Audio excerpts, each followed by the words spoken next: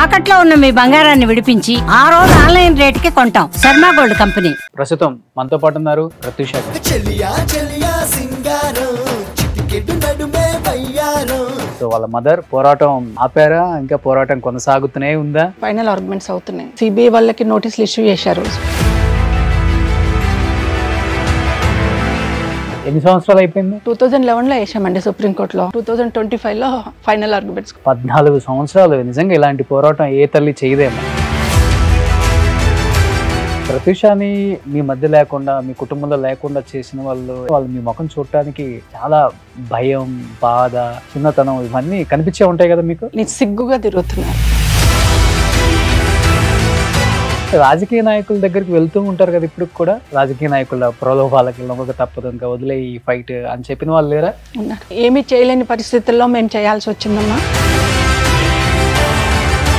ఒకటేసారి నా బిడ్డ కేసులో ఇన్వాల్వ్మెంట్, ఒకటేసారి చనిపోకూడదు. అనుభవించి చనిపోవాలి. నేను ఏం చేస్తే ఈ బాధపడుతున్నా జీవితంలో తెలుసుకొని చనిపోవాలని నేను ఎదురు చూస్తున్నాను. న్యాయవాదులకు కానీ, చట్టానికి కానీ, అందరికి కానీ అది నా కూతురుని చంపారు, నాకు న్యాయం చేయండి. చివరిగా చెప్పింది ఏంటి ప్రత్యూష గారు? లిఫ్ట్ దగ్గర బాయ్ చెప్పి పంపించా అంతే. ఇంకా చంపేశారండి, అల్టిమేట్ చంపేశారు అంతే. ఇప్పుడు కనీసం మీరు బాడీలో ఎక్కడెక్కడ గాయాలని కూడా చూడలేదు. మార్నింగ్ వెళ్ళి పోలీసు వాళ్ళ పర్మిషన్ తీసుకొని మార్చరీ బాక్స్ ఓపెన్ చేసి చూసా. లెఫ్ట్ హ్యాండ్ తోటి ఇక్కడ 4 ఘాట్లు, ఇక్కడ 1 ఘాటు ఇలా పట్టుకొని ఒత్తి నోట్లో పాయిజన్ పోసినట్టుగా ఉంది. అమ్మాయిని ఇష్టం వచ్చినట్టు ఆడుకున్నారు. వాళ్ళ ఇంట్లో ఆడవాళ్ళు ఉన్నారా లేరా, వాళ్ళ తల్లులకు పుట్టినరా లేదా, వాళ్ళకి అక్క చెల్లెళ్ళు ఉన్నారా లేరా, అందరూ ఆడవాళ్ళే వాళ్ళకి. కానీ ఒక ఆడదాన్ని ఇట్లా చేసిండ్రు. అనుభవిస్తారు, తప్పకుండా అనుభవిస్తారు. నేను చూస్తాను. ఇప్పుడు ఇన్ని కార్యక్రమాలు చేస్తున్నారు కదా, ఇవన్నీ డబ్బుతో కూడినవి. అంటే వాళ్ళు ఇన్వాల్వ్ అయ్యి మేము ఉంటాం మీకు తోడుగా అని చెప్పిన వాళ్ళు అంటే ఎవరని చెప్తారు? అప్పుడు చిన్న శ్రీశైలం యాదవ్ గారు కూడా అందించారు. ఇప్పుడు అన్న అని చెప్పేసి ఎవరన్నా వస్తే ముందు అన్నం తిన్నావా అని అడిగారు. తినలేదన్న. ముందు తినరా బాబు, ఇక్కడ అన్నం తిని రా, అప్పుడు నీ కష్టం మీద నాకు చెప్తూ పో, ముందు తినరా పో అని. అలాంటి వ్యక్తి ఆయన. మొన్నటికి మొన్న మనం చూసాం కదండి, గర్భిణీ స్త్రీలకు శ్రీమంతం చేశాడు. ఒక అన్నగా ఆశీర్వాదం ఇచ్చి శ్రీమంతం చేసి వాళ్లకు పసుపు కుంకుమ సారెలు పెట్టి పంపించాడు. ఎవరు పంపిస్తారండి? వాళ్ళు చేసిన మంచి కార్యక్రమాలే నవీన్ని గెలిపిస్తాయి అంటారు మీరు? తప్పకుండా గెలిపిస్తాయండి. పిసిసి ఇన్ఛార్జ్ అన్నారు. 1కి 4 సార్లు మేము సర్వే చేయించినా, ఎంతమంది క్యాండిడేట్ల మీద చేయించినా నవీన్ యాదవ్ పేరే ముందు వస్తుంది. ఎన్ని ఓట్ల మెజార్టీతో గెలిచాడు అనిపిస్తుంది? అంటే నేను పార్టీల పరంగా చెప్పట్లేదండి, కానీ మంచి మెజార్టీతో తప్పకుండా గెలుపు అనేది నవీన్ యాదవ్ గారితో. Hi, hello, welcome to Suman TV. నేను మీ రోషన్. సో ప్రస్తుతం మనతో పాటు ఉన్నారు మనందరికీ ఎంతో ఇష్టమైన నటి ప్రత్యూష గారు. సో ప్రత్యూష గారు పేరు చెప్తే ఇప్పటికీ మనం అందరం మర్చిపోలేము అన్నమాట. అలాంటి సినిమాలు తీసి ఎంతో మందితో అదరహో అనిపించుకొని మెప్పించిన ఒక గొప్ప హీరోయిన్. సో వాళ్ళ mother Prathyusha charitable trust chairman Sarojini Devi గారు. నమస్తే. నమస్తే అండి. ఎలా ఉన్నారు? బాగున్నానండి. బాగున్నారా? హ్యాపీ. సో పోరాటం ఆపారా, ఇంకా పోరాటం కొనసాగుతూనే ఉందా? అయ్యో లేదు సార్, ఇప్పుడు సుప్రీంకోర్టులో ఉంది. అవును. ఆర్గ్యుమెంట్స్ అవుతున్నాయి, ఫైనల్ ఆర్గ్యుమెంట్స్ అవుతున్నాయి. సిబిఐ వాళ్ళకి నోటీసులు ఇష్యూ చేశారు సుప్రీంకోర్టు నుంచి. మళ్ళీ సబ్మిట్ చేయమని, రిపోర్ట్ సబ్మిట్ చేయమని. మునిస్వామి రిపోర్ట్ను ఎందుకు మీరు కౌంట్ చేసుకోలేదు, పోస్ట్ మార్టం రిపోర్ట్ని ఎందుకు కౌంట్ చేసుకోకుండా మీరు సబ్మిట్ చేశారు, post mortem report compulsory submit చేయాలి కదని చెప్పి డబుల్ బెంచ్ సుప్రీంకోర్టు వాళ్ళు లాస్ట్ మంత్ సిబిఐకి ఇష్యూ చేశారు నోటీస్. ఆ రిపోర్ట్ కూడా సబ్మిట్ చేశారు సిబిఐ వాళ్ళు. అండ్ హెచ్డిఎఫ్సికి కూడా నోటీసులు ఇష్యూ అయినాయి సుప్రీంకోర్టు నుంచి లాస్ట్ మంత్, దసరా వెకేషన్ ముందుకి. మొత్తం టోటల్ 2002 నుంచి ఏం జరిగిందో ఫైల్ పట్టుకొని రండి సుప్రీంకోర్టు కానీ వాళ్ళకు కూడా నోటీసులు ఇష్యూ చేశారు. దిస్ మంత్ 29th మళ్ళీ కేసు ఉంది. అపోజిషన్ వాళ్ళవి, అక్యూజ్డ్ వాళ్ళవి అయిపోయినాయి, ఆర్గ్యుమెంట్స్ అయిపోయినాయి. సో ఇప్పుడు మన ఆర్గ్యుమెంట్స్ స్టార్ట్ అయినాయి. దాని మీదనే మన అడ్వకేట్లు పోస్ట్ మార్టం రిపోర్ట్ ఇన్క్లూడ్ చేయలేదు, సిడిఎఫ్డిలో అన్ని రాంగ్స్ జరిగినాయి, టెస్టింగ్లు అన్నీ ఏమి చేస్తే మన వాళ్ళ ఆర్గ్యుమెంట్స్ అందరికీ నోటీసులు ఇష్యూ చేసాం. ఇప్పుడు అందరినీ సుప్రీంకోర్టుకు రమ్మన్నారు. దిస్ మంత్ 29th ఉంది. సో నేను వదిలిపెట్టే సమస్య లేదు. సంవత్సరాలు అయిపోయింది. మనం 2011లో వేసామండి సుప్రీంకోర్టులో. 2025లో ఫైనల్ ఆర్గ్యుమెంట్స్. 14 years fight. 14 సంవత్సరాలు. నిజంగా ఇలాంటి పోరాటం ఏ తల్లి చేయదేమో అసలు. అంటే కన్న కూతురైపోయింది, ఇంకేముంది అయిపోయింది కదా ఈ పోరాటాలు చేసి, లేకపోతే కోర్టుల చుట్టూ తిరుగుతూ అనే చాలా మంది అనుకుంటారు. కన్న కూతురు పోయినా అది నా కూతురు అండి. అన్యాయం అయిపోయింది. తల్లిగా నా బాధ్యత ఏంటి, ఎలా అన్యాయం అయిపోయింది, అన్యాయం చేసిన వాళ్ళకి ఎలా శిక్ష పడాలి అనేది తల్లిగా నా బాధ్యత నేను చేయాలి. అది చేస్తున్నా. ఎంతవరకు సక్సెస్ అవుతున్నది గాడ్ నోస్. నిజంగా గ్రేట్ అండి. మీలాంటి గొప్ప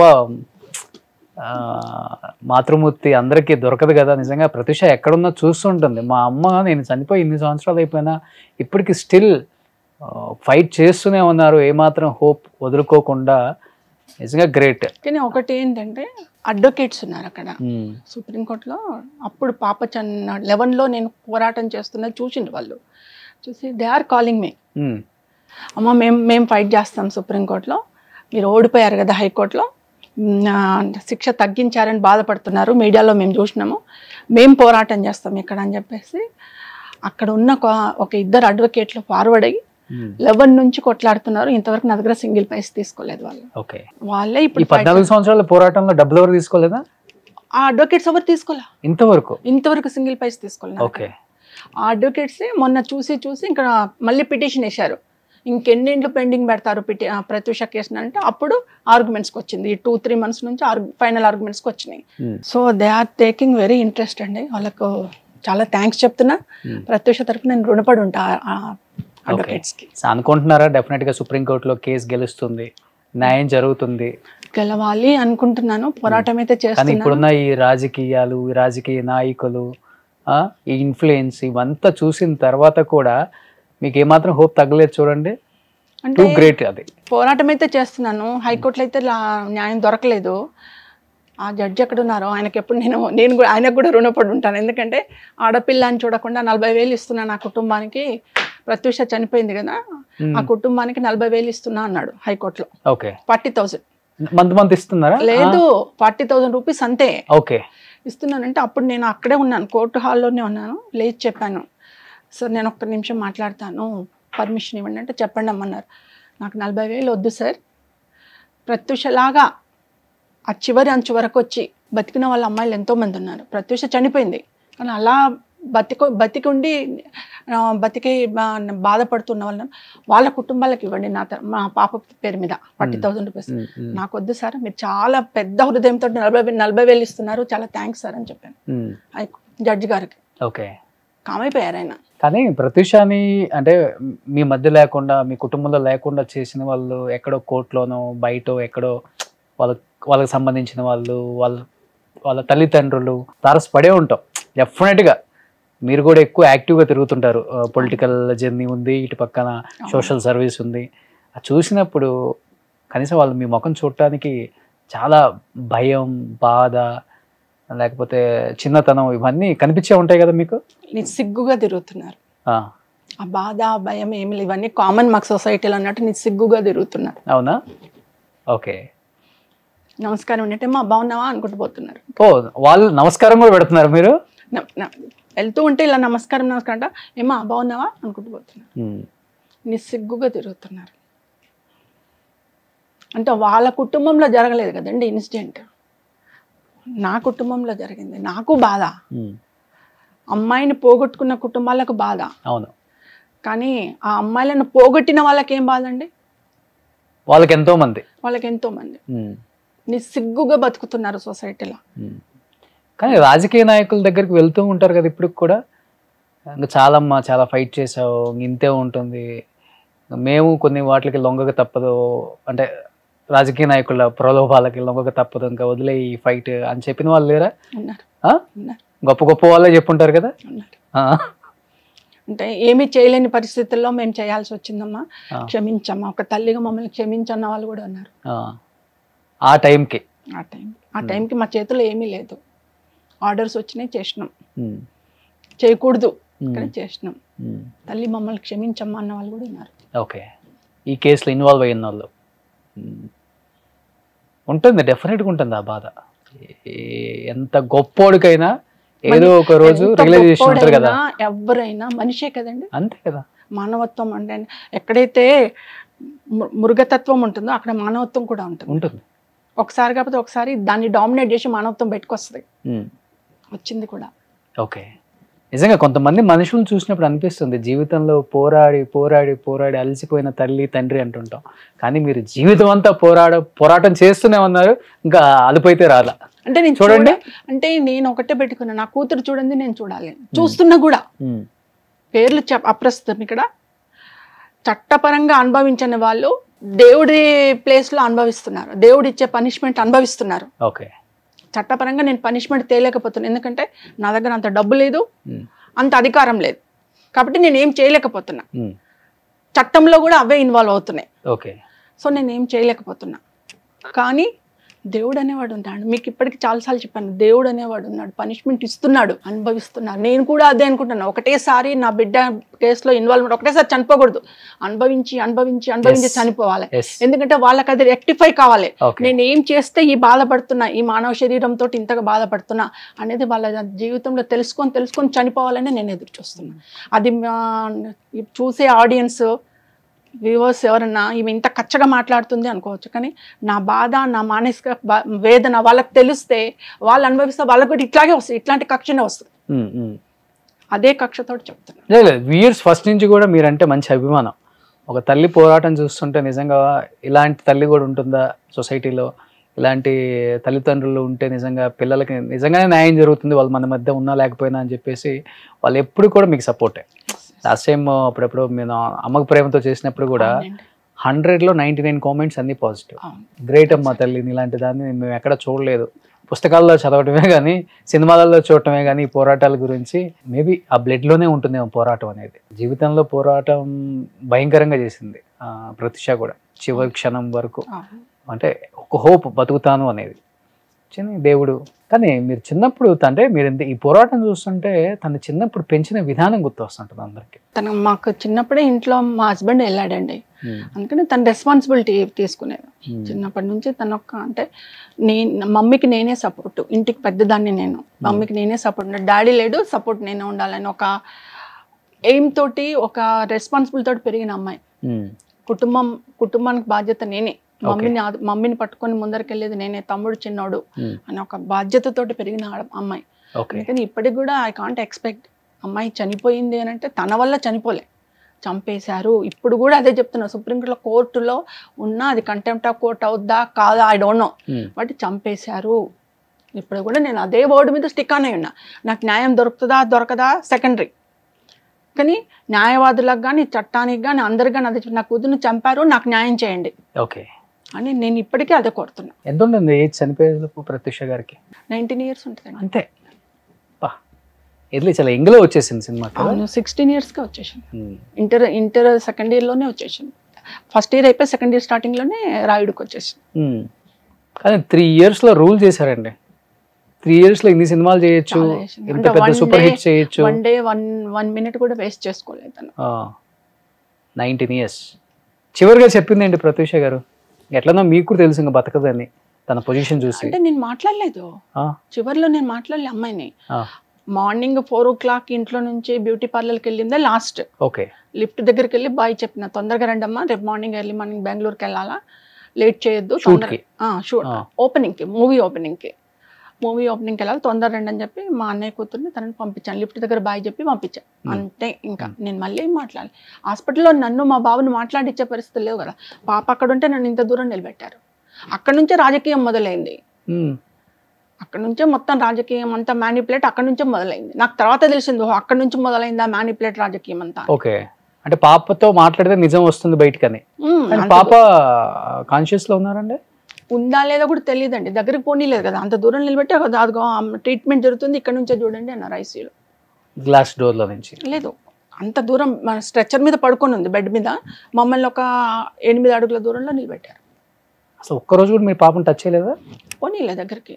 మాస్క్ పెట్టారు, పైన అన్ని ఎక్విప్మెంట్స్ పెట్టారు, ఎయిర్ మాస్క్ పెట్టారు, మొత్తం ఇక్కడ దాకా గ్రీన్ కలర్ క్లాత్ కంపారు, కళ్ళు మూసుకొని పడుకున్నాను. చనిపోయిందా బతికిందా ఏం తెలియదు. ట్రీట్మెంట్ చేస్తూనే ఉన్నారు చనిపోయినా కానీ? చేస్తున్నాము అంటున్నారు, ట్రీట్మెంట్ జరుగుతుంది, మీరు దూరంగా ఉండండి, దగ్గర పోవద్దు అంటారు డాక్టర్స్. 2 డాక్టర్స్ ఉన్నారు అప్పుడు మేము లోపలికి వెళ్ళాం. ఓకే, వెళ్ళొద్దమ్మా మీరు ఇక్కడ నుంచే చూడండి. ఒక 2 minutes అంతా మేము లోపల ఉంది, తర్వాత బయటకు పంపించాం. అదే లాస్ట్ మేము చూడండి. ఇంకా మళ్ళీ ఎవ్రీడే వస్తూనే ఉంటారు హాస్పిటల్కి? నెక్స్ట్ డే మార్నింగ్ చనిపోయింది. జరిగిందా నెక్స్ట్ డేనే? నెక్స్ట్ డే మార్నింగ్ 10 o'clock చనిపోయిందని చెప్పారు. ఓకే, ఒక నైట్ ఉంది హాస్పిటల్ అంతే. అంతే. కానీ అది ముందే చనిపోయి ఉండొచ్చు, లేకపోతే అక్కడికి వచ్చాక చనిపోయి ఉండొచ్చు కూడా తెలియదు మీకు? చంపేశారండి, అల్టిమేట్ చంపేశారు అంతే. కానీ బాడీ హ్యాండ్ ఓవర్ చేసేటప్పుడు తెలుస్తుంది కదా మనకి? మార్నింగ్ 11:30కి మాకు 11:30, 12కు డెడ్ బాడీని తీసుకొచ్చారు బయటికి. తీసుకొచ్చి స్ట్రెచర్ మీద అట్నే పడుకోబెట్టారు. పోలీసు ఫార్మాలిటీస్ అన్ని అయిపోయి అంత అయిపోయి నైట్ అయిపోయింది. ఆ నైట్కి వాళ్ళ దగ్గర మార్చురీ లేదు కేర్ హాస్పిటల్లో. గాంధీ హాస్పిటల్ మార్చురీకి పంపిస్తాం మీరు అన్న. దీనికి ఏమంటారు పంచనామా చేయాలి, నెక్స్ట్ డే మార్నింగ్ పంచనామా చేస్తాం, మార్చురీలో పెడతాం అన్నారు పోలీసు వాళ్ళు. తీసుకెళ్ళి గాంధీ హాస్పిటల్ మార్చురీలో పెట్టారు. ఓకే, నెక్స్ట్ డే మార్నింగ్ వెళ్ళి పంచనామా చేసి పోస్ట్ మార్టం చేశారు. ఓకే, అయితే పోస్ట్ మార్టం చేసి మాకు 11:30కి హ్యాండ్ ఓవర్ చేశారు డెడ్ బాడీ. అసలు కనీసం మీరు బాడీలో ఎక్కడెక్కడ గాయాలని కూడా చూడలేదు? నెక్స్ట్ మార్నింగ్ చూసాను నేను. మీరు చూసారా? మా అన్నయ్య వాళ్ళు మా వదినలు చెప్పారు ఇక్కడ అన్ని ఘాట్లు నేమో ఒకసారి చూద్దామని. మార్నింగ్ వెళ్ళి పోలీసు వాళ్ళు పర్మిషన్ తీసుకొని మార్చురీ బాక్స్ ఓపెన్ చేసి చూసా. ఇక్కడ ఇలా ఉంది, లెఫ్ట్ హ్యాండ్ తోటి ఇక్కడ 4 ఘాట్లు, ఇక్కడ 1 ఘాటు ఇలా గట్టి పట్టుకొని ఒత్తి నోట్లో పాయిజన్ పోసినట్టుగా ఉంది. ఓకే, మిగతా బాడీలో ఎక్కడ? బాడీ చూడండి వాళ్ళు ఇక్కడ వరకు కప్పేసింది క్లాత్, ఓన్లీ ఇవి మాత్రం చూసి. అప్పటికే స్టిక్ అయిపోయింది, ఏసీలో పెట్టింది కదా, చాలా గట్టిగా అయిపోయింది బాడీ. కానీ ఒక లేడీ లైన్ లాగా చూసారు. వెళ్ళి చూసుకుని అప్పుడు అవి అడిగితే మేము వెళ్ళి డాక్టర్ని అడిగితే ట్రీట్మెంట్లో జరిగినాయి ఇవి అని అన్నారు. శరత్ చంద్ర డాక్టర్ అని ఉన్నాడు, ఆయన ఇన్ఛార్జ్గా ఉండే ఈ కేసుకి. ఆయన అడిగితే మేము ట్రీట్మెంట్ భాగంలో క్లిప్స్ పెట్టాము ఇక్కడ అని. అంటే క్లిప్స్ ఈడ 4 ఎట్లుంటాయి, ఈడ 1 ఎట్లుంటుంది సార్ అని కూడా అడిగా. క్లిప్స్ ఉంటే ఈడ 2 ఉంటాయి, ఈడ 2 ఉంటాయి. కానీ ఈడ తంబు ఇంప్రెషన్ ఉంది, ఈడ 4 ఫింగర్స్ ఇంప్రెషన్ ఉంది. ఎలా ఉందంటే కూడా they are not giving correct answers sir. అంత మ్యానిపులేట్ అయిపోయినారు, అంత కింద మీద చేసేసారు. అప్పటికే వెహికల్స్ మార్చి ఏదో చేసేసారు, లిఫ్ట్ చేశారు. అంత అమ్మాయిని ఇష్టం వచ్చినట్టు ఆడుకున్నారు. వాళ్ళ ఇంట్లో ఆడవాళ్ళు ఉన్నారా లేరా, వాళ్ళ తల్లులకు పుట్టినరా లేదా, వాళ్ళకి అక్క చెల్లెళ్ళు ఉన్నారా లేరా. ఇప్పుడు పెళ్లిళ్ళు చేసుకొని భార్యలు ఉంటారు, పెళ్లిళ్ళు చేసుకొని ఉంటారు, బిడ్డలు కూడా కని ఉంటారు. అందరూ ఆడవాళ్ళే వాళ్ళకి. కానీ ఒక ఆడదాన్ని ఇట్లా చేసిండ్రు, అనుభవిస్తారు, తప్పకుండా అనుభవిస్తారు. నేను చూస్తాను. ఇన్ని సంవత్సరాలు అయినా కానీ, ఇప్పుడు తను చనిపోయి ఇన్ని సంవత్సరాలు అయినా చారిటబుల్ ట్రస్ట్ పెట్టి తన పేరు మీద ఎంతోమంది పిల్లలకి అవగాహన ఇస్తూనే ఉన్నారు, లేకపోతే ఏదో ఒక కార్యక్రమాలు చేస్తూనే ఉన్నారు. ఎక్కడ కూడా ఇది ఖర్చు అవుతుంది ఎట్లా ఎందుకు అని కూడా మీకు అనిపించలేదు? ఎందుకు చేయాలనిపించింది? ఏదో ఒక టైంలో కరెక్ట్గా మీకు అనిపించే ఉంటుంది కదా డెఫినెట్గా. ఎందుకంటే నా కూతురు లాంటి అమ్మాయిలు ఎంతోమంది ఉన్నారు. ఏదో ఒకటి చేద్దాం అమ్మాయిలకు. ప్రతి అమ్మాయిలో నా కూతుర్నే చూసుకుంటా అనే విధంగా నేను ఒక ట్రస్ట్ ఏర్పాటు చేసుకున్నా. ఆ ట్రస్ట్లో నాకు చేత నేను ఎంత అంటే నా కూతురు పెళ్లి చేస్తే అంతో ఇంతో ఇచ్చుకునేది. ఆ రోజుల్లో వరకట్నాలు బాగానే ఉండే, అంతో ఇంతో ఇచ్చి పెళ్లి చేద్దాం. అదే డబ్బులతో ఖర్చు పెట్టుకుంటూ నాకున్న చిన్న అమౌంట్లో నా దగ్గర 10 రూపాయలు ఉంటే 2 రూపాయలు ఖర్చు పెట్టిన, నా దగ్గర 2 రూపాయలు ఉంటే 20 పైసలు ఖర్చు పెట్టి అమ్మాయిలకు. ఆ రోజుల్లో నేను ఒక 2 మిషనరీలు పెట్టుకొని స్టార్ట్ చేసి నిరంతరంగా ఒక 50,000 మంది గర్ల్స్ వరకు ట్రైనింగ్స్ ఇచ్చాను. 50,000 మంది గర్ల్స్ వరకు ట్రైనింగ్స్ ఇప్పటి వరకు 50,000 ఒక 15 మంది గర్ల్స్ తోటి 50,000 మంది గర్ల్స్ వరకు ఇచ్చుకుంటారు. కానీ అప్పటికి పాపకు పెళ్లి చేయాలని చూసారా? అంటే అమౌంట్ ఏదో తీసి పెట్టి ఉంచుతారు, ప్లాన్స్ ఉంటాయి కదా మీవి, గోల్డ్ క్యాష్ ఇవన్నీ. అప్పటికి నేను స్కూల్ టీచర్ అండి, మా హస్బెండ్ చనిపోయారు. Depend on me total family. పాప చిన్నపిల్ల, బాబు ఇంకా చిన్నోడు. అప్పటికి మేమేమి పాప కోసం ఇంత ఎర్నింగ్ అని కాదు, నా ఒక్క థాట్స్ అన్నట్టు. అమ్మాయి బతికుంటే పెళ్లి చేసేదాన్ని, అదే ఖర్చు ఆడపిల్లలకు పెడదాం. నాకున్నది ఒకటే కొడుకు, ఉన్న దానితో కొద్దిగంత ఖర్చు పెట్టుకుంటూ మనం ఏందో సోషల్ వర్క్ చేస్తాం. కొంతమంది ఆడపిల్లలకు చేస్తే నా పాప ఆత్మ శాంతిస్తుంది, నాకు కొద్దిగా మెంటల్ సాటిస్ఫాక్షన్ ఉంటుందనే ఉద్దేశంతో నేను పెట్టుకుంటూ ఆ పాప సంపాదించిన దాంట్లో నుంచే పెట్టుకుంటూ వచ్చాను. ఓకే, అలా పెట్టుకుంటూ కొద్దిగా ట్రస్ట్ను డెవలప్ చేసుకుంటూ కొన్ని ప్రాజెక్టులు, గవర్నమెంట్ ప్రాజెక్ట్స్ తీసుకొని అలా girls only women empowerment, needy people, needy గర్ల్స్కి మాత్రమే సాయం చేయాలి. Only this is only for women trust. ఇది ఓకే, ఉమెన్ ట్రస్ట్ పెట్టుకొని పాప పేరు మీద ట్రస్ట్ చేసుకుంటూ వస్తున్నాను. అందులో భాగంగానే అనేక కార్యక్రమాలు. ఎక్కువ NGOs తో మీరు టైప్ అయి ఉంటారు కదా? టైప్ ఏం లేదు, నా ఓన్ ఓన్ మొత్తం ఖర్చు అంతా మీ సొంత ఖర్చు? నేనే పెట్టుకునేది. ఇంకెవరన్నా పెద్దవాళ్ళు ఎవరన్నా ఉంటే ఏదైనా ప్రోగ్రామ్ చేశామనుకోండి, ఒక పెద్ద ప్రోగ్రామ్ చేసిన, ఒక పెద్ద మెడికల్ క్యాంప్ పెట్టిన ఉమెన్కి గైనిక్ ప్రాబ్లమ్స్ కానీ, హార్ట్ ప్రాబ్లమ్స్ కానీ, బ్రెస్ట్ క్యాన్సర్ ప్రాబ్లమ్స్ కానీ, ఇలాంటివి ఏమైనా పెద్ద మెడికల్ క్యాంప్స్ పెట్టినాం అనుకోండి, పెట్టినప్పుడు లోకల్లో ఉన్న ఇన్ఫ్లుయెన్స్ ఉన్న పీపుల్ని, వ్యక్తులను అడిగేది. లేకపోతే ఇంకా ఇంటీరియల్కి వెళ్ళినాం అనుకోండి, అక్కడ సర్పంచులు ఉంటారు, ఎంపీడీఓలు ఉంటారు, ఇలా ఉంటారు, వాళ్ళ దగ్గరికి వెళ్ళి సండే రోజు పెట్టేది. మోస్ట్లీ నేను సండే పెట్టుకునేది. ఇంటీరియల్కి వెళ్తే సండే రోజు ఒక హై స్కూల్ హెడ్ మాస్టర్ని అడిగి హై స్కూల్ తీసుకునేది. లోకల్ సర్పంచ్ వాళ్ళు వీళ్ళు ఉంటే ఫెసిలిటీస్, వాటర్ ఫెసిలిటీ అది ఇది తీసుకునేది. ఫుడ్, రిమైనింగ్ హాస్పిటల్స్ ఉంటాయి. ఇప్పుడు మనకు ఎన్నో హాస్పిటల్స్ ఉన్నాయి. గాంధీ హాస్పిటల్ ఉంది, ఆయుర్వేదిక్ హాస్పిటల్ ఉంది, ఇలా హాస్పిటల్ కొన్ని ప్రైవేట్ హాస్పిటల్స్, మెడినోవర్ ఉంది, అలా హాస్పిటల్స్కి వెళ్ళి మెడికల్ క్యాంప్కి కావాల్సిన డాక్టర్స్ని తీసుకునేది. వాళ్ళని అడిగేది, పలానా డేట్స్ ఫిక్స్ చేసుకుందాం, మీరు ఎప్పుడు ఇస్తే అప్పుడు డేట్స్. అందులో కొంతమందికి మనం ఏ డిసీజ్కి అయితే మేము క్యాంప్ పెడతాం ఆ డిసీజ్కి సంబంధించిన డాక్టర్స్ ఒక 4-5 అవైలబుల్ వచ్చేవాళ్ళు. కొన్ని ట్యాబ్లెట్స్ మెడిసిన్ కంపెనీస్కి వెళ్ళేది. మెడిసిన్ కంపెనీకి వెళ్ళి ఇది ఉంది, వాళ్ళు కొన్ని ప్రిస్క్రిప్షన్స్ ఇచ్చేవాళ్ళు డాక్టర్స్. నాకు ఆ ప్రిస్క్రిప్షన్స్ ఉన్న మెడిసిన్స్ కంపెనీస్ నుంచి తీసుకునేది డొనేషన్గా. తీసుకుని ఆ మెడిసిన్స్ అన్ని తీసుకొచ్చి మళ్ళీ డాక్టర్కి చూపించి చెక్ చేయించేసుకొని అక్కడ డిస్ట్రిబ్యూట్ చేయించేది. సూపర్. కానీ వెళ్ళిన ప్రతి చోట ప్రత్యూష చారిటబుల్ ట్రస్ట్ అని పెట్టగానే డెఫినెట్గా ప్రత్యూష గారి ఫోటో ఉంటుంది కదా, అందరూ గుర్తు చేసుకుంటుంటారు కదా, ఈ అమ్మాయిని ట్రస్ట్ అంటారు.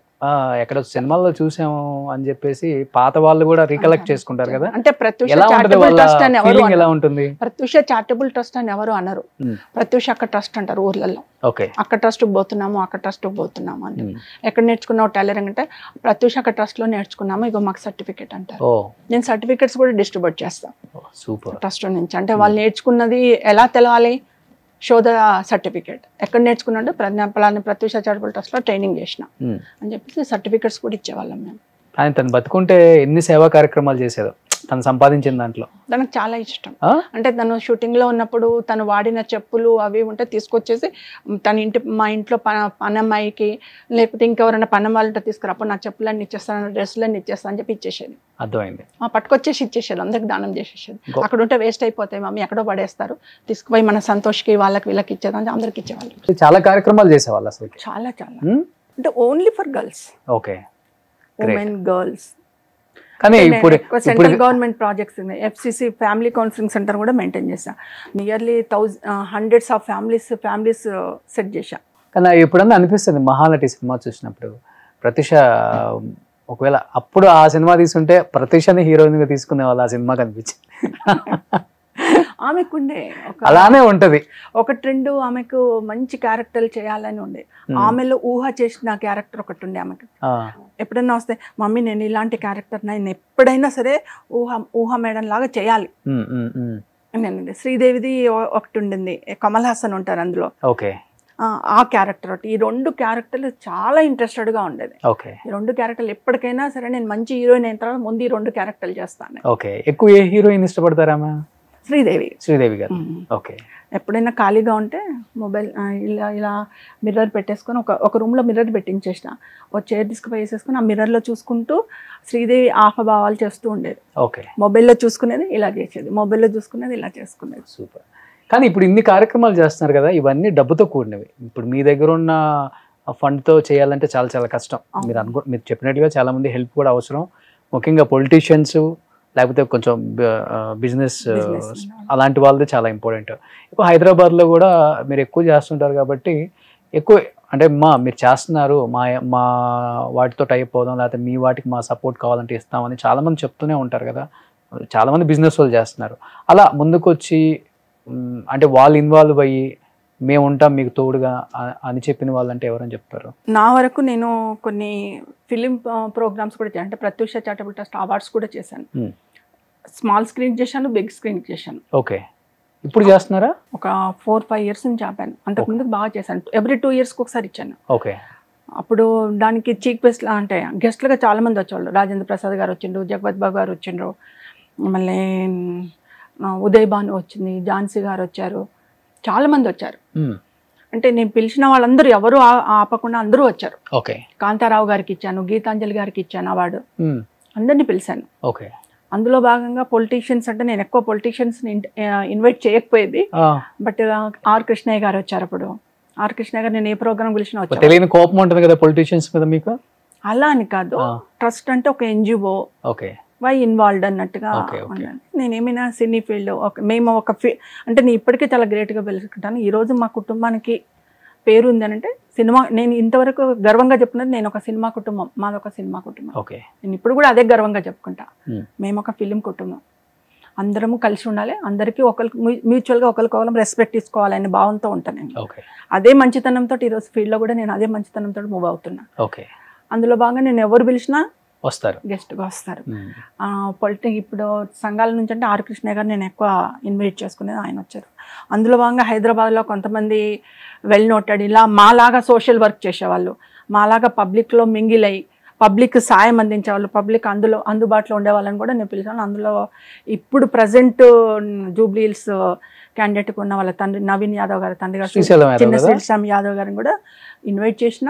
వాళ్ళు అనేక కార్యక్రమాలు చేస్తుంటే కూడా నన్ను కూడా పిలిచారు, నేను కూడా వెళ్ళిన. 2002 పాప చనిపోయిన తర్వాత నేను అనేక మందితో మిగిలాను. అప్పుడు మనకు కంబైన్డ్ ఏపీ ఉండే. నేను ఒక తెలంగాణ అనకుండా రామచంద్రాపురం, కాకినాడ, గుంటూరు, విజయవాడ, ఇటు అనంతపూర్, రాజమండ్రి ఇవన్నీ తిరిగాను సోషల్ యాక్టివిటీస్లో.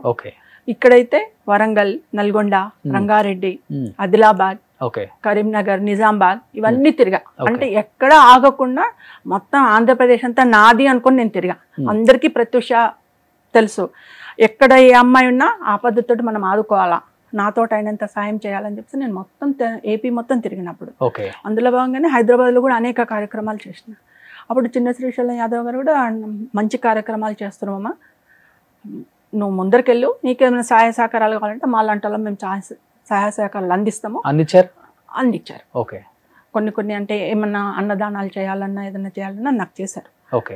కానీ నేను ఆయన ఇంటికి వెళ్ళినప్పుడు అప్పుడు ఇంత డెవలప్మెంట్ లేదు కదా ఆ కాలంలో. సో నేను ఆయన ఇంటికి వెళ్ళినప్పుడు ఆయన ఇంటి పక్కనే ఆయనది ఇప్పుడు ఏదైతే యూసఫ్ కూడా ఆఫీస్ ఉందో అదే ఫంక్షన్ హాల్గా ఉండే. ఇప్పుడు మీరు దాని వెనకకు చూస్తే, ఇప్పుడు ఆఫీసు ఎండ్ అయిన వెనకకు చూస్తే పెద్ద వంటశాల ఉంటుంది ఇప్పుడు కూడా. ఆ కాలంలోనే పెద్ద పెద్ద అండాలు పెట్టేసి కిలోల కొద్దీ బస్తాల కొద్దీ వంటలు అవుతూనే ఉండేది అక్కడ. ఫుట్పాత్ల మీద చిన్న చిన్న బిజినెస్ చేసుకునే వాళ్ళు రోజు కూలివారిగా, అప్పుడు కూలివారిగా అడ్డాల మీద నిలబడి లేట్ అయిపోతే వచ్చి తినేవాళ్ళు. కొంతమంది పేద మహిళలు వస్తే ఇస్తరాకులు పెట్టేసి పెట్టేవాళ్ళు పెడుతూనే ఉండేవారు, తినేసి మంచిగా కడుపు నుండి నీళ్ళలాగే వెళ్ళిపోతూనే ఉండేవారు. సాయంకాలం వరకు అలా జరుగుతూనే ఉండేది అక్కడ ప్రతిరోజు. ఆయన ఫంక్షన్ హాల్లో 24 గంటలు భోజనాలు పెడుతూనే ఉండేవారు.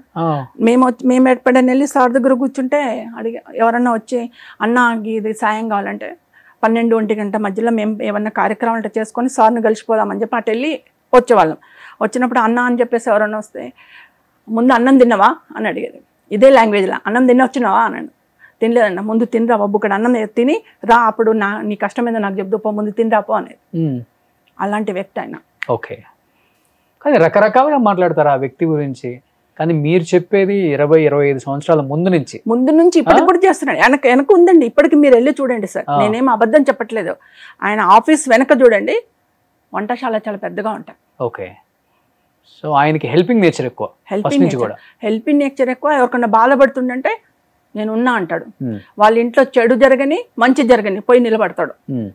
వాళ్ళకి కావాల్సిన ఏమో ముందు నిలబడితే ఏంటంటే ఆయన వచ్చి నిలబడంటే ఒక ధైర్యం, అన్న వచ్చిండు నిలబడతాడు, సాయం చేస్తాడు. వాళ్ళకి కావాల్సిన ఏమన్నా కార్యక్రమాలు ఉంటాయి కానీ ఇన్ని డబ్బులు ఇచ్చేసి ఆ కార్యక్రమాలు ఏర్పాటు చేయించేసి వచ్చేస్తాడు.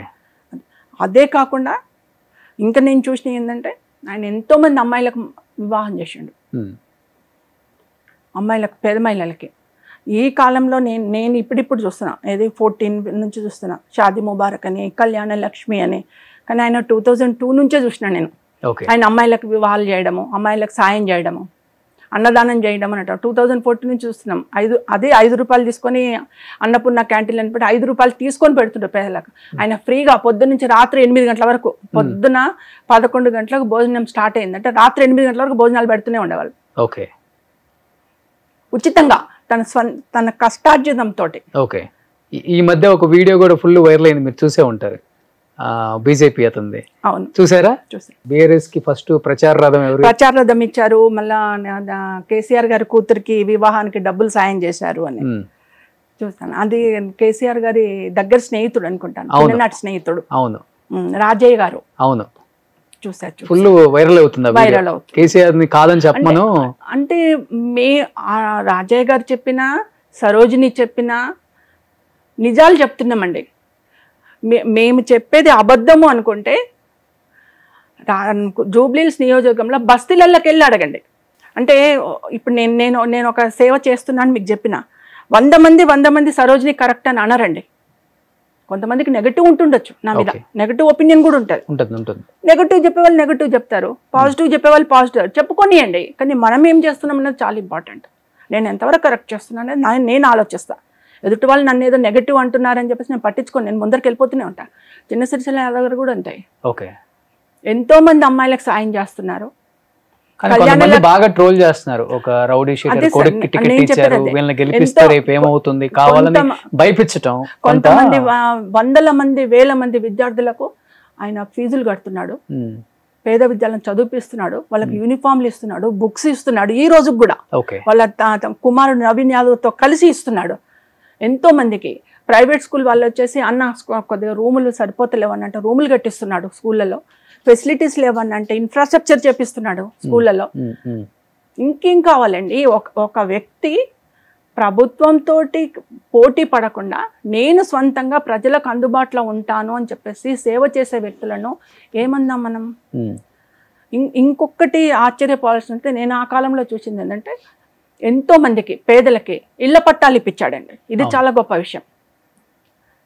అధికారులతో పోట్లాడి ప్రభుత్వంతో పోట్లాడి తన మీద కేసులు పడ్డా సరే పట్టించుకోకుండా ఎంతో మంది పేదవాళ్ళకి ఇళ్ల పట్టాలు ఇప్పించి ఇంటి నీడ లేని వాళ్ళకు, గూడు లేని వాళ్ళకు, నీడ లేని వాళ్ళకు, ఇంట్లో ఉంటే తిండి తిన్నా తినకపోయినా మీ ఇంట్లో మీరు పడి ఉంటారని చెప్పేసి వాళ్ళకి ఇండ్లు కట్టిపించాడు, పట్టాలు ఇప్పించాడు, ఇళ్ల పట్టాలు ఇప్పించాడు. బీఆర్ఎస్ లో ఉన్నారు కదా మీరు కూడా అప్పుడు? ఉన్నాను. ఏ పార్టీలో ఉన్నా ఉన్నది ఉన్నట్టు చెప్పడమే ధర్మము.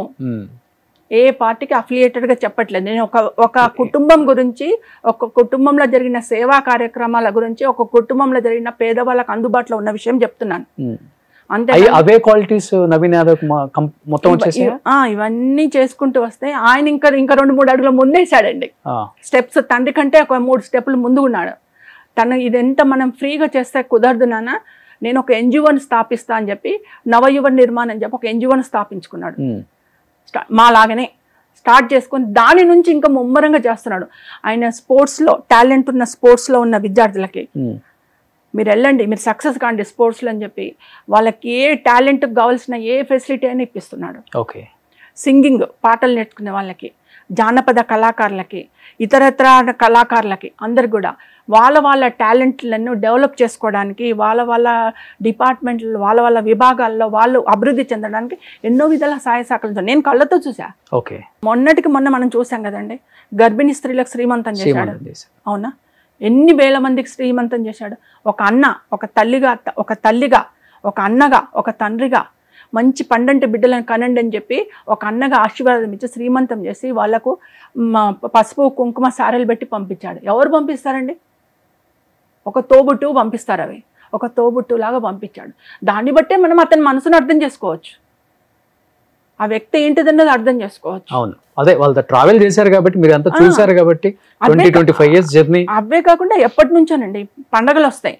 రంజాన్ పండుగ వచ్చింది అనుకోండి, ముస్లిం పేదవాళ్ళ నుంచి తోఫాలు ఇచ్చేవాడు. శ్రీశైలం దగ్గర ప్యాకెట్లు అందించేవాడు. ఇప్పుడు కొడుకు కూడా అందిస్తున్నాడు ప్యాకెట్లు. రంజాన్ వస్తాయి, సేమ్ తండ్రిని పునికి పుచ్చుకొని అదే వారసత్వాన్ని ఆయన కంటిన్యూ చేస్తున్నాడు సేవలు. ఇది క్రిస్మస్ వచ్చింది, గిఫ్ట్లు ఇచ్చాడు పేదవాళ్ళకి. క్రిస్మస్కి మన హిందూ పండుగలు వచ్చినాయి. హిందూ పండుగలు వస్తే వాళ్ళకి వినాయక చవితి వస్తే మంటపాలు కట్టించేవాడు, వినాయకులను పిలిపించేవాడు. అన్న కార్యక్రమాలు 11 రోజులు చేసుకోవాలి కదన్నా, డబ్బులు అని అంటే డబ్బులు ఇస్తాడు. దీపావళి దసరా వస్తే ఎన్నో ఉత్సవాలు చేపిస్తారు, ఎన్నో తోఫాలు ఇస్తారు. హిందువులకు కూడా ఎన్నో గిఫ్ట్లు ఇచ్చి పంపిస్తారు. ఇవన్నీ ఏంటండి, శ్రావణ మాసం వచ్చిందంటే ప్రతి శ్రావణ మాసంలో పసుపు కుంకుమ సారి అని చెప్పి ఆడపిల్లలకి ఎంతో మందికి పెడతారు. వాళ్ళు చీరలు ఇచ్చి పంపిస్తారు. మొన్న రాఖీ పౌర్ణమి వచ్చింది. రాఖీ పౌర్ణమి రోజు నేను చూసా 2000-3000 చీరలు తెప్పించి పెట్టి వచ్చిన ఆడపిల్లకల్లా ఇస్తున్నాడు. చిన్న శ్రీశైలం మీద గారు వచ్చినాక, అరే ఈ చీర తీసుకురారా అమ్మాయి వచ్చింది ఇచ్చేసేయి, అరే చీర తీసుకురారా అమ్మాయి, అట్లా ఇవన్నీ అంటే బయటికి కనిపించవు జనానికి, కనపడవు. బయట మాట్లాడేది నిజం అనుకుని బయట జనాలకు తెలుసండి ఈ రూమర్స్ చేసేది, ఆ రూమర్స్ ఫేక్ షేర్స్ చేసేది, ఫేక్ లైకులు చేసేది ఎవరండి? ఎవరికి లాభం ఇవన్నీ చేస్తే? ప్రతిపక్షాలకు లాభం. ప్రతిపక్షాలు చేస్తున్నాయి. నేను ఒకటే చెప్తున్నా, ఈ ఫేక్ రూమర్స్ తోటి, ఫేక్ షేర్స్ తోటి, ఫేక్ లైక్లతోటి గత 2 సంవత్సరాల కింద ఏమైంది? ప్రజలు ఏం తీర్పిచ్చిండ్రు? ఇంతకంటే 100 రెట్లు చేసిండ్రు. అప్పుడు మీరు ఏమైంది? తీర్పు అయితే అంతే కదా, నెగటివే వచ్చింది కదా. అంటే నేను ఇప్పుడు కూడా అదే వస్తుంది. నేను ఈ చేసే వాళ్ళకు ఒకటే చెప్తున్నాను, మీ రూమర్స్ తోటి, మీ ఫేక్ షేర్స్ తోటి, మీ లైక్లతోటి నిజాన్ని చంపలేరు, ప్రజల్లో ఉన్న అభిప్రాయాన్ని చంపలేరు. ప్రజలు నమ్మే పరిస్థితిలో లేరు ఈ కాలంలో. ప్రత్యక్ష రాజకీయాల్లోకి రాబోతున్నారా? మళ్ళీ ప్రత్యక్ష రాజకీయాల్లోకి రాబోతున్నారా? ఇంకేం లేదండి. నవీన్ యాదవ్ సైడ్ ఏమన్నా ప్రచారానికి వెళ్తున్నారా? లేదండి. క్యాంపెయిన్ చేయబోతున్నారా? లేదండి. చిన్న శ్రీశైలం యాదవ్ గారి త్రూ నేను ఒక మంచి అనుభవం నేర్చుకున్నా.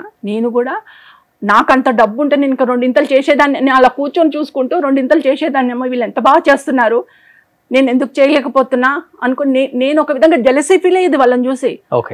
ఎంత సాయం చేస్తున్నారు, అన్నా అన్నా అన్నా అని చెప్పి ఎట్లా వస్తున్నారు వీళ్ళ దగ్గరికి.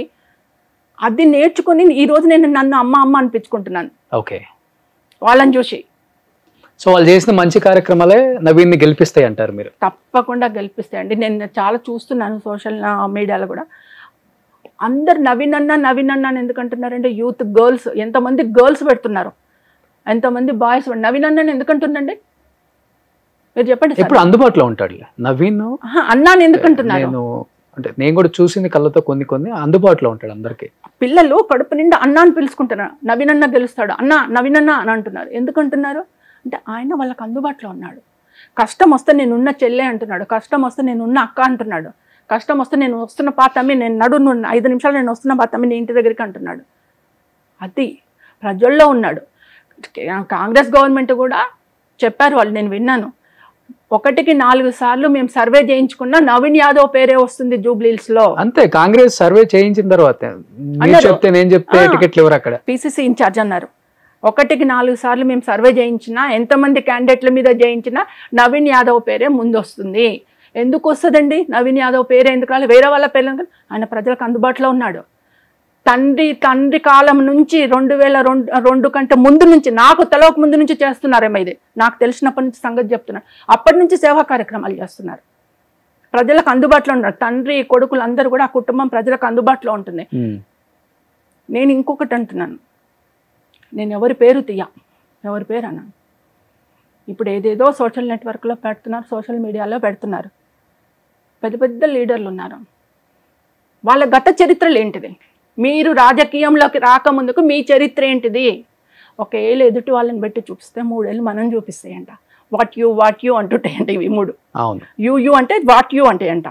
అవునా? మీరు తెలుసుకోండి, మీ గత చరిత్ర తెలుసుకొని మాట్లాడండి. ఒకళ్ళ మీద ఎందుకు బురద చల్లుతున్నారు? ముందు మీ మీద మరి బురద చల్లుకోండి, మీ గత చరిత్రను చూసుకొని బురద చల్లుకున్న తర్వాత ఇంకొకళ్ళు అనండి. ఇఫ్ యు ఆర్ కరెక్ట్, ఎదుటి వాళ్ళు నన్ను ఎన్ని ఓట్ల మెజారిటీతో గెలిచాడు అనిపిస్తుంది మీరు వెళ్ళి అంటే నేను పార్టీల పరంగా చెప్పట్లేదండి, కానీ మంచి మెజార్టీతో తప్పకుండా గెలుపు అనేది నవీన్ యాదవ్ గారితో ఉంటుంది. నేను ఇప్పుడు నియోజకవర్గ ప్రజలకు కూడా చెప్తున్నాను. వాళ్ళు ఇంకొకటి కూడా, నాకు మొన్న నేను కలిసినప్పుడు శ్రీశైలం యాదవ్ గారు చెప్పిండ్రు, నవీన్ యాదవ్ గారు చెప్పిండ్రు, ఒక మంచి రికార్డింగ్ స్టూడియో పెడుతున్నాం మేము, దానికి అన్నీ రెడీ చేస్తున్నాము. దేనికోసం సార్ అని అన్నాను. అంటే లేదమ్మా, జానపద కళాకారులు ఉన్నారు, ఇతరత్ర కళాకారులు ఉన్నారు, వాళ్ళకి ఫ్రీగా అంటే పేదవాళ్ళు, మట్టిలో మాణిక్యాలు చాలామంది ఉన్నారు, వాళ్ళు డబ్బులు పెట్టుకొని రికార్డింగ్ చేసుకోలేరు, పాట రాసుకొని వస్తారు, రికార్డింగ్ చేసుకోలేరు. ఏదో ఒక జానపదం మీద ఒక సాంగ్ చేయాలనుకుంటారు, సాంగ్ చేసుకోలేరు. అట్లాంటి వాళ్ళకు ఒక స్టూడియో కడుతున్నాము ఫ్రీగా. ఎవరైనా వచ్చి వాళ్ళకు టాలెంట్ ఉంటే వచ్చి మన దగ్గర రికార్డ్ చేసుకోవచ్చు, మన దగ్గర షూట్ చేసుకోవచ్చు, సాంగ్ షూట్ చేసుకోవచ్చు. అలాంటిది మేము తయారు చేస్తున్నాం. సొంత డబ్బులతోటి వాళ్ళకి ఏం జీలండి మీరు చెప్పండి, ఏం జీలు వాళ్ళకు? ఫ్రీగా పబ్లిక్ చేయాలని జీలు ఏంటి అంటే వాళ్ళ కుటుంబంలోనే సేవా కార్యక్రమాల జీలు ఉంది. అందుకనే చేస్తున్నారు. ఇవన్నీ ఎందుకు చేస్తున్నారు? అందరికీ అందుబాటులో ఎందుకుంటున్నారు? అమ్మాయికి ఒక ఆపద వచ్చిందంటే, ఒక కీడు వచ్చిందంటే వాళ్ళ ఇంటి ముందర కారు ఆపుకొని ఎందుకు నిలబడుతున్నారు? న్యాయం జరుగుతుంది. పేదవాళ్ళని ఆదుకోవాలి. ఒకప్పుడు మనం ఈ పరిస్థితిలో ఉంటే మనం డెవలప్ అయినాం, దేవుడు మనకు సాయం చేసిండు, సాయం చేసిన దాంట్లో 10% పేదవాళ్ళకి సాయం చేద్దాం, మనకు పుణ్యం వస్తుంది అని చెప్పేసి ఆ ఉద్దేశంతో వాళ్ళు మింగిలయ్యి ప్రజల్లో, బస్తీలలో, వాడలలో మింగిలయ్యి వెళ్తున్నారు. అందుకని అందరూ ఈరోజు నవీన్ అన్న అంటున్నారు, శ్రీశైలం అన్న అంటున్నారు. ఏంటి నెక్స్ట్ మీ ఎజెండా ఏంటి ఫ్యూచర్? రాజకీయాల్లోకి రావాలనే, లేకపోతే నా ఇలానే ఎన్జిఓస్ తోటి అయిపోయి ఇంకా మంచి హెల్ప్ చేద్దాం? నా ఎజెండా ఒకటేనండి, నా ఒక సింగిల్ కోరిక ఉంది. అది ఎప్పటికీ సక్సెస్ అవుతాను ఐ డోంట్ నో, బట్ నేను ఒక మంచి ప్రత్యూష చారిటబుల్ ట్రస్ట్ని శాశ్వతంగా బిల్డప్ చేసుకోవాలా. కొంతమంది అమ్మాయిలను నా దగ్గర పెట్టుకొని వాళ్ళని తీర్చిదిద్దాల. వాళ్ళు ఎందులో వెళ్తామంటే అందులోకి వెళ్ళి వాళ్ళకు సొసైటీ నుంచి రక్షణ కల్పించాలని నేను. ఓకే. వాళ్ళు వెళ్ళే మార్గంలో ఎలాంటి ప్రాబ్లమ్స్ రాకుండా, ఎలాంటి ఆబ్లిగేషన్స్ రాకుండా నేను వాళ్ళకి రక్షణ కల్పించి కొంతమంది అమ్మాయిలను తయారు చేసుకోవాలని ఉంది నాదొక పాప పేరు మీద. అదొకటి. సెకండ్ కోరిక, నా కొడుకును ఎక్కడైతే నేను పూలు అమ్ముకునే ప్లేస్లో నష్టపోయి మళ్ళీ వెనక్కి వచ్చానో అక్కడే మళ్ళీ పూలతోటి అమ్ముకోవాలి, నా కొడుకుని నిలబెట్టాలని చెప్పి హీరోని చేద్దామని చెప్పి చాలా కష్టపడుతున్నాను.